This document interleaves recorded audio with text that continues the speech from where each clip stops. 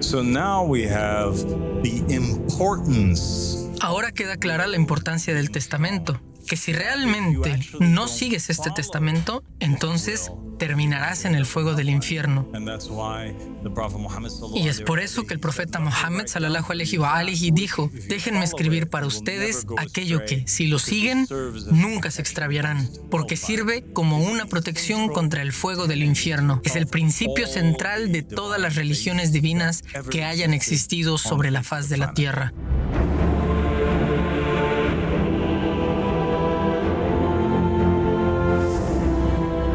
El Salón de los Misterios.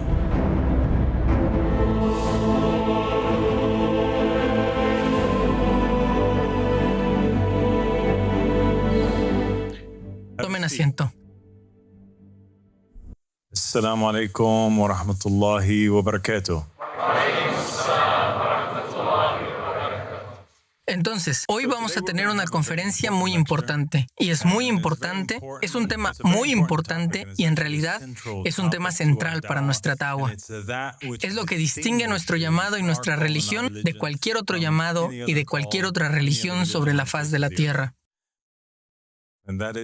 que es el testamento del profeta, la wasiyya, una protección divina contra el extravío. Ahora, ¿qué dice el Sagrado Corán sobre la wasiyya o sobre el testamento? En el Corán dice: se prescribe que cuando la muerte se acerque a cualquiera de ustedes, si dejan algo de valor, se haga un testamento justo a favor de los padres y familiares cercanos. Esto es una obligación para quienes son conscientes de Allah.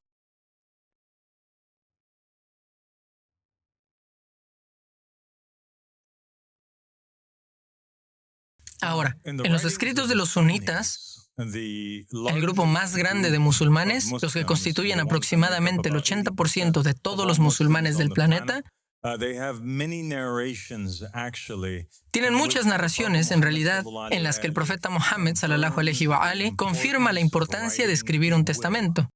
En una narración particular en Sahih al-Bukhari, el profeta Muhammad sallallahu alaihi wa alihi dijo: es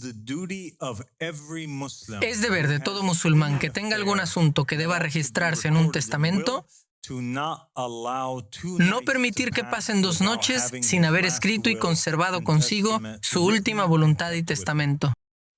Entonces, aquí tenemos que el Corán está enfatizando la importancia del testamento y también el cuerpo principal de los musulmanes tiene narraciones de sus compañeros que confirman que es una obligación que un individuo escriba un testamento y se pone un fuerte énfasis en ello. Incluso los eruditos nazibis de las sectas más extremas del Islam suní, ellos han dicho que está legislado para el creyente tener un testamento respecto a sus responsabilidades en cuanto a sus deudas y derechos de otros para que sean transferidos, especialmente si no existen documentos legales, lo que puede causar que se pierdan los derechos de otros. Si ese es el caso, entonces es obligatorio tener un testamento para que los derechos se cumplan. Así que ahora sabemos que redactar un testamento es un mandato divino. Se menciona en el Corán y el profeta Muhammad sallallahu alaihi wa alihi se lo enfatizó en las narraciones a los creyentes. Entonces, la pregunta surge por sí misma: ¿el propio profeta escribió un testamento? Esa es la pregunta que vendría a la mente de cualquier creyente cuando lee estas narraciones, cuando lee el versículo en el Corán.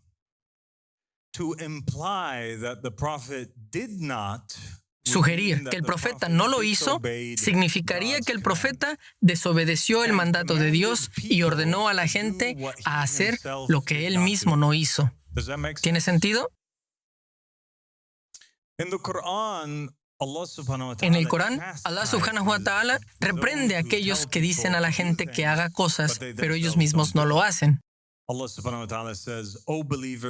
subhanahu wa ta'ala dice: oh creyentes, ¿por qué decís lo que no hacéis? Qué despreciable es a los ojos de Allah subhanahu wa ta'ala que digáis lo que no hacéis. ¿Qué significa esto? Significa que si el profeta Mohammed no escribiera un testamento, él mismo sería despreciable a los ojos de Allah subhanahu wa ta'ala. Lejos esté de él.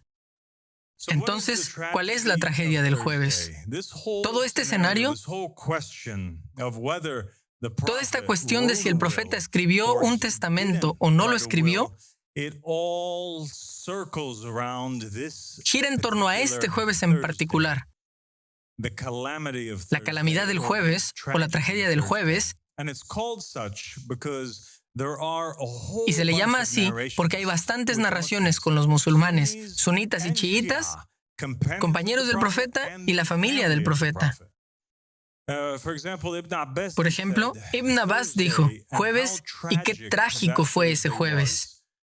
Entonces Ibn Abbas lloró tan intensamente que sus lágrimas fluían por sus mejillas, de modo que lloraba histéricamente. Luego dijo que el profeta dijo ese jueves, tráiganme una pluma, una hoja y tinta para que pueda escribir una declaración que evitará que ustedes se extravíen después de mí. Por lo tanto, el profeta, en su lecho de muerte, ese jueves quería escribir algo. Pide a sus compañeros que le traigan un papel y una pluma, y hay algo que él quiere escribir que evitaría que alguien se extravíe.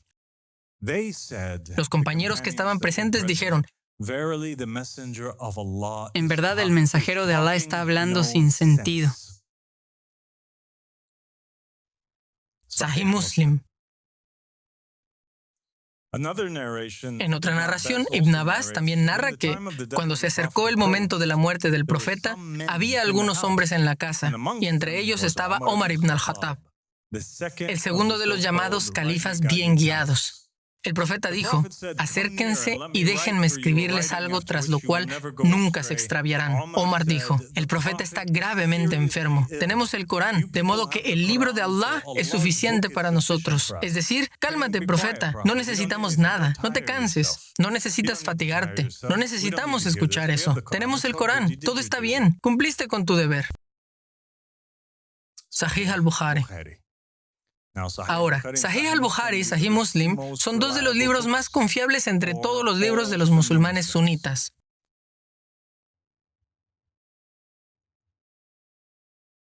En una tercera narración, Ibn Abbas dice, jueves, y qué trágico fue ese jueves. La enfermedad o el dolor del mensajero de Allah empeoró el jueves. Y dijo, tráiganme algo para que pueda escribirles algo, tras lo cual nunca se extraviarán. Las personas presentes comenzaron a discutir. Se pelearon entre ellos por este asunto. Entonces, imaginen que el profeta dice, quiero escribir algo, y ellos comienzan a pelear entre sí. La mitad de ellos decía, déjenlo escribir. La otra mitad decía, no. Y no estaba bien discutir delante del profeta. Y dijeron, ¿qué le pasa? No habla con nada de sentido. Está delirando. Está alucinando. Ahora, su comportamiento ese día violaba directamente los siguientes versículos del Corán. 1. Oh vosotros que creéis, Allah subhanahu wa ta'ala dice, no levantéis vuestra voz por encima de la voz del profeta, no sea que vuestras acciones se vuelvan nulas, obsoletas, mientras no os deis cuenta. Entonces, ¿a quién creemos ahora? ¿Creemos en los compañeros o creemos en Allah subhanahu wa ta'ala? ¿Fue lo que hicieron los compañeros por misericordia o lo que Allah subhanahu wa ta'ala dijo demuestra que esos compañeros eran munafiqín, hipócritas? Otro versículo del Corán dice, y todo lo que el mensajero os ha dado, tomadlo, y lo que os ha prohibido, absteneos de ello. Pero ellos hicieron lo opuesto.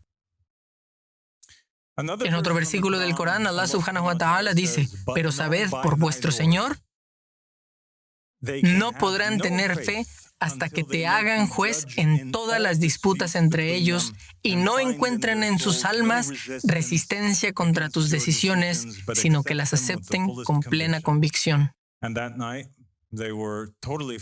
Y esa noche estaban totalmente peleando delante del profeta. No lo tomaban como juez, no aceptaban su decisión y le impidieron llevar a cabo su voluntad. El Corán también dice que el profeta no habla por su propio deseo. Todo lo que dice no es más que una revelación que le es revelada.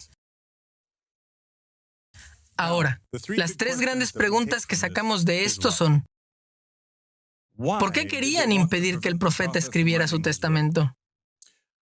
¿Qué quería escribir el profeta en su testamento? Y, finalmente, ¿logró escribir su testamento? Estas son las preguntas que necesitan respuesta.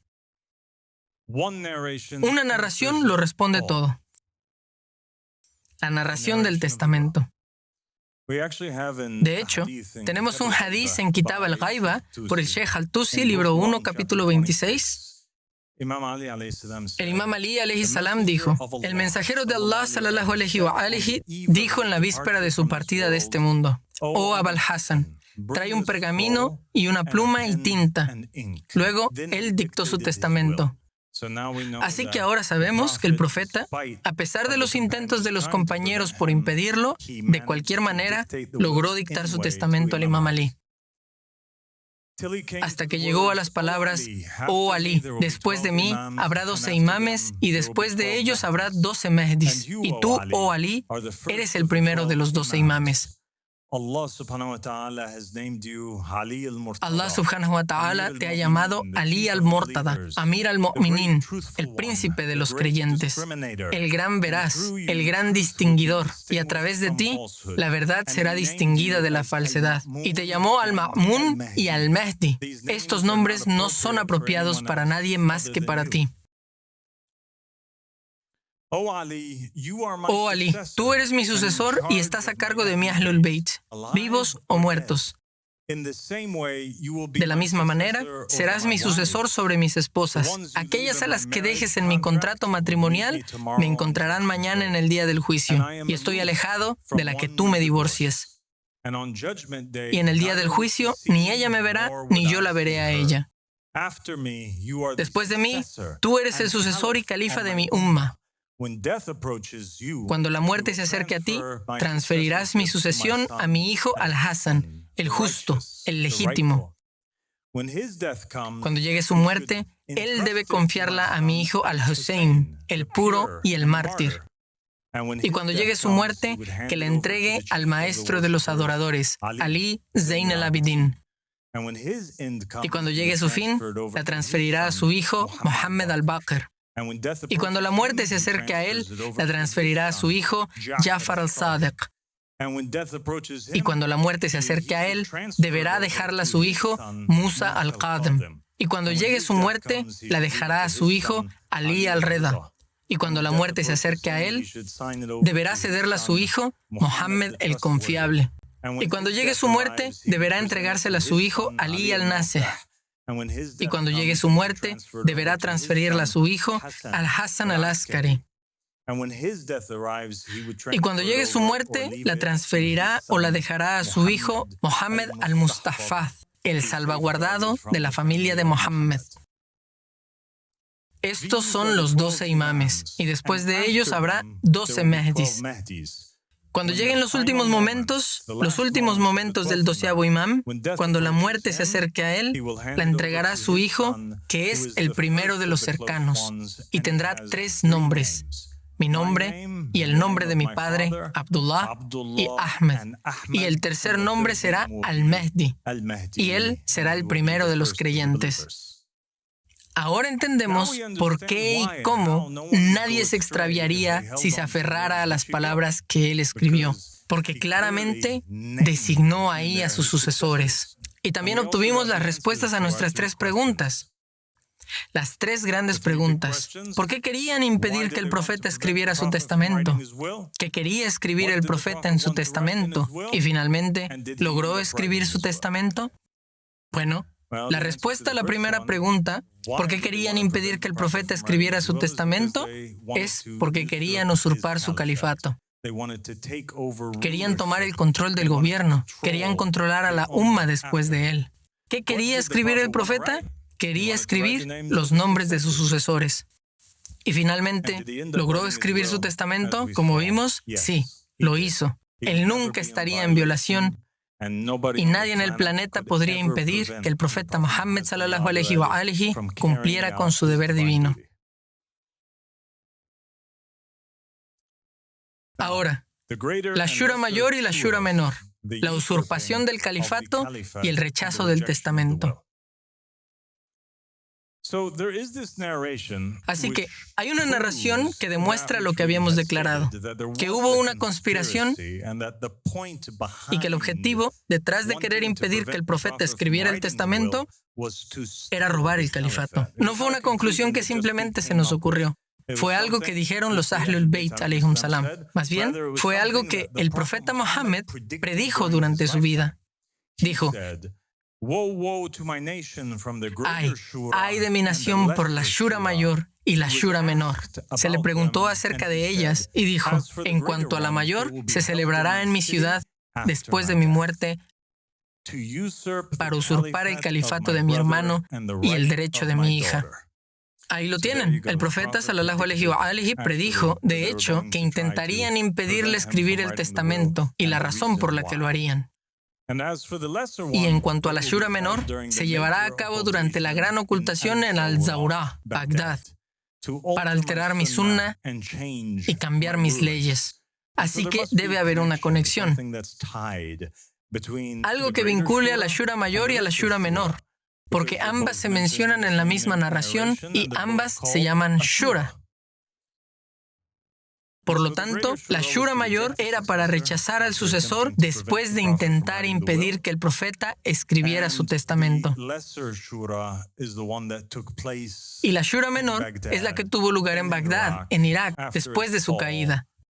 Cuando todos los chiitas y los marjas, los clérigos, los eruditos y sus seguidores vendieron la fe y la creencia en el testamento del profeta Muhammad y su familia. Los chiitas fueron los únicos durante 1400 años que rechazaron a los gobernantes y nunca juraron lealtad a nadie. Y se aferraron firmemente a este concepto de que solo la familia de Muhammad podía gobernar. Pero por primera vez, lo que sucedió fue que los propios eruditos animaron a la gente y les ordenaron reemplazar al Imam Ali por un nuevo Abu Bakr y un nuevo Omar. El Corán afirma: si obedeces a la mayoría de los que están en la tierra, te extraviarán muy, muy lejos del camino de Allah. No siguen nada más que conjeturas y no hacen más que mentir. De manera que este testamento, la redacción del testamento, es una sunna divina. Todo profeta, mensajero e imam dejó un testamento para que su gente lo obedeciera. Incluso Dios mismo dictó su testamento a los ángeles. Y eso ocurrió, obviamente, en el Corán, cuando Allah subhanahu wa ta'ala dijo: en verdad, voy a hacer un califa, un sucesor en la tierra. Él ordenó a los ángeles que se prosternaran ante Adán, y todos se prosternaron con la excepción de Iblis. Otras narraciones mencionan que, según el orden de su prosternación, se establecieron sus rangos. Aquellos que se prosternaron primero estaban en un rango más alto que los que vinieron después. Así que Allah subhanahu wa ta'ala dejó un testamento. Y ese testamento era que la gente debía seguir y prosternarse ante Adán. ¿Y qué hay de Adán y Set? Bueno, en una narración particular que tenemos, el Imam al-Sadiq alayhi salam dice: en verdad, Caín se acercó a Set y le dijo: mi padre te dio del conocimiento que él tenía. Es decir, Adán le dio a Set lo que tenía. Y yo era mayor que tú y tenía más derecho a este conocimiento que tú. Pero como asesiné a su hijo, refiriéndose a Abel, Adán se enojó conmigo y te prefirió a ti con este conocimiento sobre mí. Juro por Dios que si mencionas algo del conocimiento que heredaste de tu padre para presumir delante de mí y actuar como si fueras mejor que yo, te mataré como maté a tu hermano. Seth entonces ocultó todo lo que tenía del conocimiento que había adquirido hasta que el estado de Caín y su gobierno llegaran a su fin. Es por esta razón que practicamos la taqiyya, porque tenemos un ejemplo en el hijo de Adán. Y Seth le contó a su hijo sobre el pacto en secreto. Desde que Seth pasó el testamento a su hijo, ahí está la frase clave. Y desde que Seth pasó el testamento a su hijo, por Dios, la sunna ha sido transmitir el testamento de erudito a erudito. Y ellos abrían el testamento cada año en un día en particular y hablaban sobre cómo su padre les dio una profecía y buenas noticias sobre la venida de Noé. Sallu ala Muhammad wa ali Muhammad.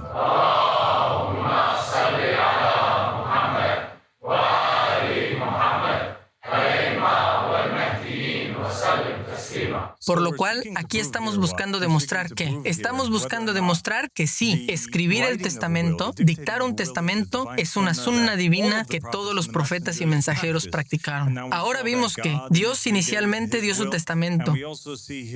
Y también vemos aquí que Adán designó a Seth. Y vemos que Adán le dio a Seth el testamento.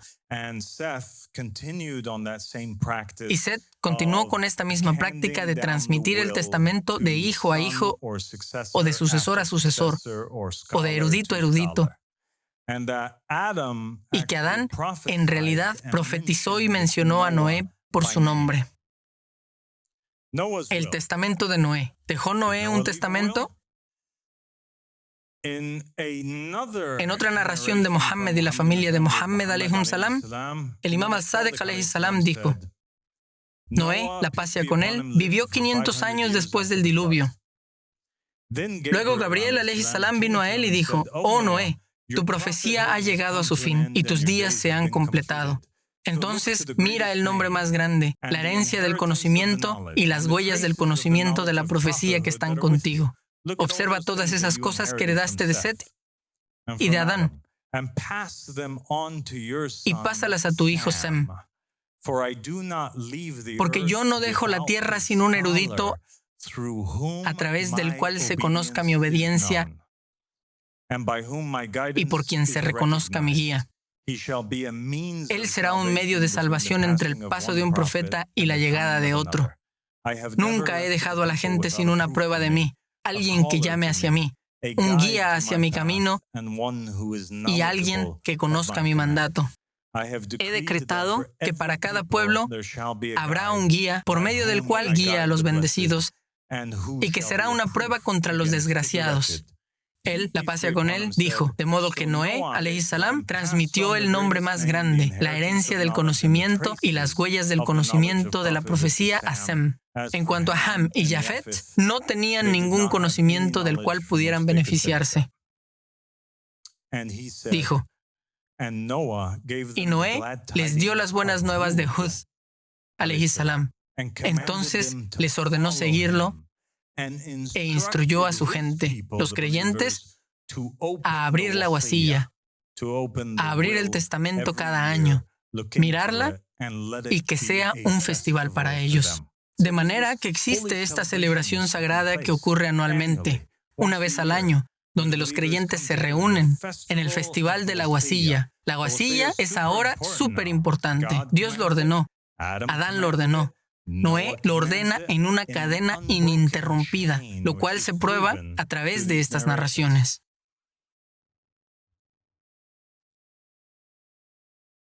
El testamento de Abraham. Ni siquiera necesitamos ir a las narraciones. Está en el Corán mismo.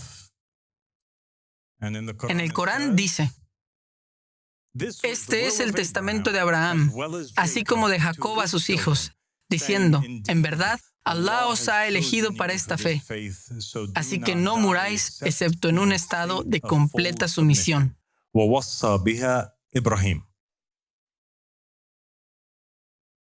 ¿O acaso fuisteis testigos, dice el Corán, de cuando la muerte le llegó a Jacob? ¿No le suena familiar esta frase? Cuando la muerte llegue a él, cuando la muerte se le acerque, cuando la muerte se le acerque, dice el Corán. ¿O acaso fuisteis testigos de cuando la muerte le llegó a Jacob? Él le preguntó a sus hijos, ¿a quién adoraréis después de mi partida? Ellos respondieron, continuaremos adorando a tu Dios, el Dios de tus antepasados, Abraham, Ismael e Isaac, el único Dios, y a él todos nos sometemos. Por tanto, vemos que Abraham, cuando se le acercó la muerte, la entrega a sus sucesores, Ismael e Isaac, y Jacob después de ellos. Y Jacob también nombra a sus sucesores después de eso. Por cierto, esa narración también está en la Torá y el Tanaj. ¿Qué hay del testamento de Moisés? En la narración que tenemos en el libro llamado Tarej al-Yaqubi, dice, cuando Moisés se acercó a su muerte, noten cómo todos se acercan a su muerte, y entonces deben hacer algo. Allah Todopoderoso ordenó a Moisés que trajera a Josué, hijo de Nun, y Josué era descendencia de José, hijo de Jacob, a la tienda del tiempo, Jobat el-Zaman, para consagrarlo allí, colocar su mano sobre su cuerpo para que su bendición pasara a él y confiarle la responsabilidad de liderar a los hijos de Israel después de él. Moisés lo hizo y cuando murió, Josué tomó su lugar entre los hijos de Israel. Es una narración suní.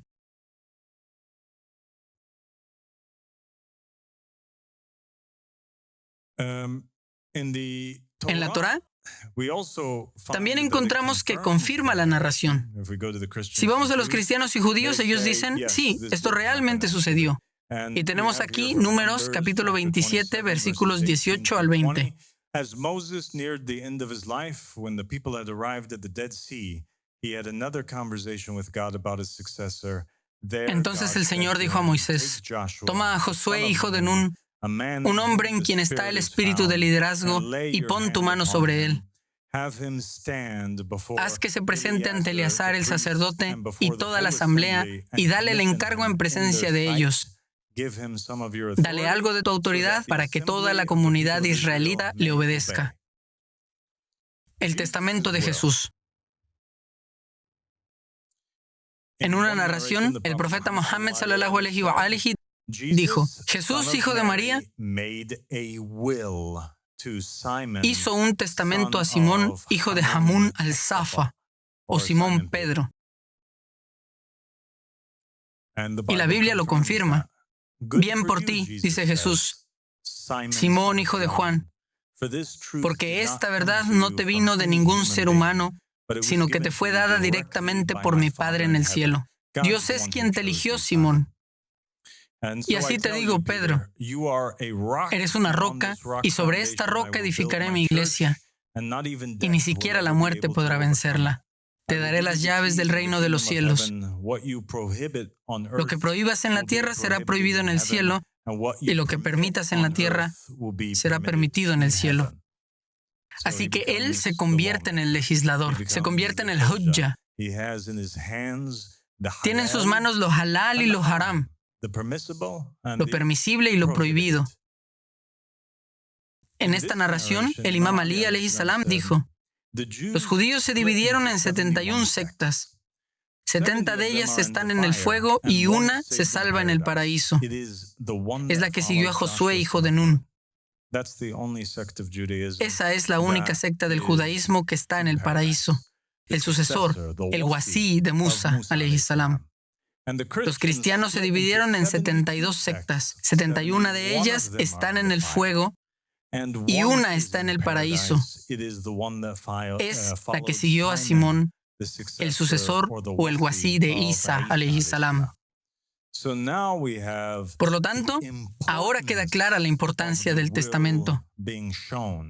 Que si realmente no sigues ese testamento, entonces terminarás en el fuego del infierno. Y es por eso que el profeta Muhammad sallallahu alaihi wa alihi dijo, déjenme escribir para ustedes aquello que, si lo siguen, nunca se extraviarán, porque sirve como protección contra el fuego del infierno. Es el principio central de todas las religiones divinas que hayan existido sobre la faz de la tierra. De modo que ahora llegamos al testamento del profeta Muhammad sallallahu alaihi wa alihi. Abu Ja'far alayhi salam dijo, El testamento, al-wasiyya, es una obligación legítima. Y el mensajero de Allah, sallallahu alaihi wa alihi, de hecho, hizo un testamento. Él realmente escribió un testamento. Por lo tanto, es apropiado que un musulmán haga un testamento. El testamento del profeta Mohammed, que les leí anteriormente, tiene 12 imames allí. En toda la historia islámica, en los 14 siglos del Islam, desde la época del profeta Mohammed hasta hoy, esto es lo fascinante, que no creo que muchas personas realmente aprecian. Nadie en todos esos años jamás afirmó estar en el testamento del profeta Mohammed, salvo que fueran los compañeros legítimos del testamento. En consecuencia, tuvimos los 12 imames que comienzan con el imam Ali, y luego ¿quién? El imam al-Hassan, el imam al-Hussein, y luego ¿quién? El imam Ali Zain al-Abidin, y luego el imam Mohammed al-Baqir, y luego Jafar al-Sadiq, y luego Musa al-Qadem, y luego Ali al-Rida, y luego Mohammed al-Jawad, y luego Ali al-Hadi, y luego al-Hassan al-Askari, y luego Mohammed ibn al-Hassan al-Askari alayhi salam. Es correcto.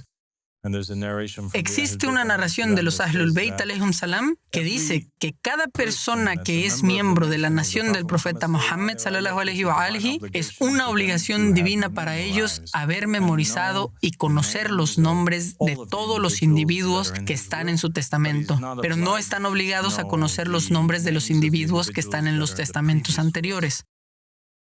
Y luego, cuando llegamos a los 12 Mehdis, la segunda parte del testamento del profeta Mohammed sallallahu alaihi wa alihi es muy fascinante para mí que nadie jamás ha afirmado ser Ahmed mencionado en el testamento, salvo por este gran nombre aquí, el imam Ahmed al-Hassan, el prometido Yamani alayhi salam.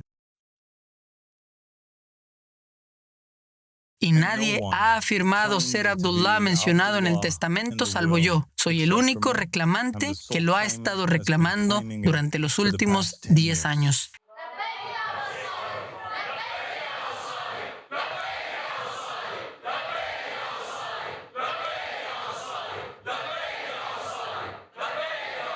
Y hay una razón detrás de esto. Y esa razón nos fue dada por Mohammed y la familia de Mohammed. Ellos dijeron, este es un asunto que no puede ser reclamado salvo por su dueño. De lo contrario, Allah subhanahu wa ta'ala destruiría la edad de aquel que lo reclame falsamente. Y en otras narraciones dicen que Dios le corte la vida. Entonces, la mera presencia del reclamante, especialmente después de 10 años, demuestra sin sombra de duda que él es el reclamante legítimo, porque durante esos 10 años la gente juró lealtad y se unió a la da'wa, y algunas personas fallecieron mientras estaban en la da'wa. Si fallecieron mientras estaban en la da'wa, siguiendo una da'wa falsa, entonces la promesa del profeta Mohammed de que quien se aferre al testamento nunca se extraviará sería una promesa falsa. Y esas personas habrían sido engañadas. Por tanto, el profeta Mohammed no sería un verdadero profeta. Y entonces, que el reclamante sea un verdadero reclamante está muy ligado a la legitimidad del mismo profeta Mohammed sallallahu alaihi wa alihi. En otra narración dice, un compañero dice, le dije a Abu Abdillah alayhi salam, ¿mediante qué se reconoce al dueño de este asunto? Él dijo, queriendo decir, ¿cómo se reconoce al imam de la época? Él dijo, por la tranquilidad, la dignidad, el conocimiento y el testamento. El testamento es un componente clave. Así es como reconoces quién es el verdadero reclamante. Si alguien se presenta y dice, soy un profeta, soy un mensajero, soy un imam, soy un rey o juez divinamente designado, soy un Mahdi, pero no lo demuestra a través del testamento, entonces este es un reclamo que se puede descartar automáticamente. Otra narración dice, aquel que reclama a este asunto, ¿cuál es su prueba? Él dijo, se le pregunta sobre lo halal y lo haram. ¿Por qué? Porque lo conoce, tal como lo conocía Simón Pedro, porque él es el maestro de ello, y lo halal y lo haram están en sus manos. Él dijo, 3 pruebas no se reúnen en una persona salvo que sea el compañero de este asunto, que sea el más merecedor del derecho de quien vino antes que él, que posea el arma. Lo primero, ser el más merecedor del derecho de quien vino antes que él, significa que él es quien lleva el estandarte después de quien vino antes. Así que, si viste que Ahmed al-Hassan alayhi salam avanzaba y era el único individuo sobre la faz de la tierra que llamaba hacia la supremacía de Dios, hacia el testamento, y afirmaba que él estaba mencionado en él, verás que después de Ahmed al-Hassan, nadie, salvo un hombre, seguirá el mismo camino. Y eso es lo que ustedes han visto durante los últimos 10 años. Solo yo he llevado el estandarte después de él y también he reclamado estar mencionado en el testamento como él. Que posea el arma, que es el conocimiento, y que sea el dueño, el compañero, que su nombre esté mencionado en el testamento aparente. En una narración, el profeta Muhammad sallallahu alaihi wa alihi dijo, los judíos se dividieron en 71 sectas. Una de ellas estará en el paraíso y 70 en el infierno. Y lo mencionamos antes. Los cristianos se dividieron en 72 sectas. 71 de ellas estarán en el infierno y una en el paraíso. Y obviamente, hablamos de cómo la secta salvada fue la que siguió a Josué y la que siguió a Simón Pedro. Juro por aquel en cuya mano está el alma de Mohammed, que mi nación también se dividirá en 73 sectas. Una de ellas estará en el paraíso y 72 en el infierno. Por lo tanto, regocijaos creyentes, porque sin lugar a dudas, este es un hecho 100% verdadero y una promesa de Dios para ustedes, que la secta salvada es la que sigue el testamento. Y cuando Mohammed fue enviado, afirmó haber sido mencionado en el testamento de Jesús. El Corán dice, y recuerda cuando Jesús, hijo de María, dijo, «Oh hijos de Israel, soy el mensajero de Allah enviado a vosotros, confirmando la Torá que vino antes de mí y dando las buenas nuevas de un mensajero que vendrá después de mí, cuyo nombre será Ahmed». Pero cuando vino a ellos con pruebas claras, dijeron, «Esto es magia evidente». Y cuando Jesús fue enviado, afirmó haber sido mencionado en el testamento de Isaías. La Biblia dice, llegó a Nazaret, donde se había criado, y según su costumbre, entró en la sinagoga el día de reposo y se levantó a leer. Le dieron el libro del profeta Isaías. Y abriendo el libro, halló el lugar donde estaba escrito, «El Espíritu del Señor está sobre mí, porque me ha ungido para anunciar el Evangelio a los pobres.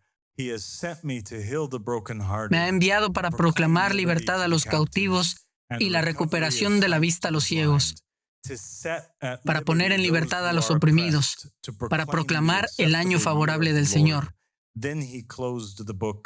Cerrando el libro, lo devolvió al asistente y se sentó. Y los ojos de todos en la sinagoga estaban fijos en él. Y comenzó a decirles, «Hoy se ha cumplido esta escritura que habéis oído». Y todos hablaban bien de él y se maravillaban de las palabras llenas de gracia que salían de su boca. En conclusión, Mohammed sallallahu alaihi wa alihi afirmó que estaba mencionado en el testamento de Jesús. Jesús proclamó estar mencionado en el testamento de Isaías, y yo vine a ustedes proclamando que fui mencionado en el testamento del mayor de todos los profetas, el profeta Mohammed sallallahu alaihi wa alihi. Gracias.